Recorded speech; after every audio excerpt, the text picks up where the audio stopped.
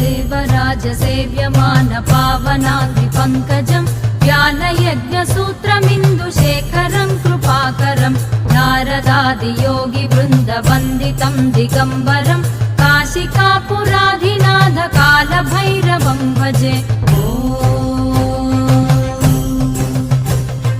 भानुकोटिभास्वरं भवाब्धितारकं परं नीलकण्ठमीप्सितार्थदायकं त्रिलोचनं कालकालमम्बुजाक्षमक्षशूलमक्षरं काशिकापुराधिनाथ कालभैरवं भजे।